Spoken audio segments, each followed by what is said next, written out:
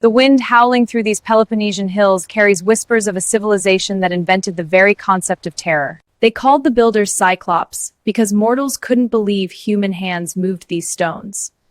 Every step closer to that gate feels like walking into the mouth of something ancient and hungry. And there they are, the oldest monumental sculpture in Europe, staring down at me after 3,000 years. Those lions have watched empires rise and fall, and now they're watching me. In 1300 BC, anyone who wasn't supposed to be here died in this exact corridor. This was once the seat of Agamemnon, the king who launched 1,000 ships against Troy. Heinrich Schliemann dug here in 1876, convinced he'd find the gold of ancient kings. When Schliemann found this mask, he telegraphed the king of Greece, "I have gazed upon the face of Agamemnon." Right here, in this exact spot, Agamemnon would have held court, and right here, his wife Clytemnestra plotted his murder. Legend says the curse of this place started generations earlier, when Agamemnon's father fed his own brother to the gods. This underground passage was their emergency water supply, carved 99 steps deep into the bedrock.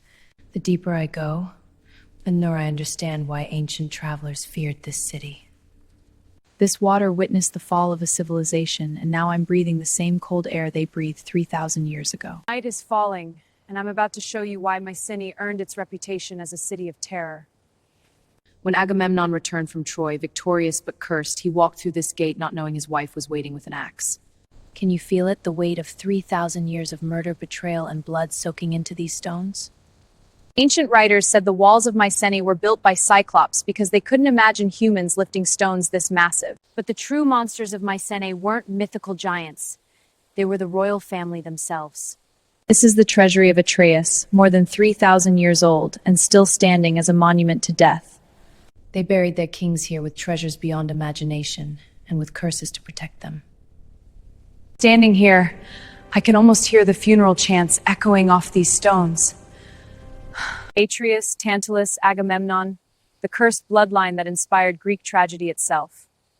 Every myth has its root in truth, and the truth of Mycenae is written in blood. The city fell around 1100 BC, burned by invaders or perhaps by its own cursed legacy. For centuries, Mycenae lay forgotten, buried under earth and memory until an amateur archaeologist dared to believe the myths were true. I've spent a night in this city of ghosts, and I'm leaving with more questions than answers. The Lion Gate watched over the birth of European civilization, and it will watch over its memory long after we're gone.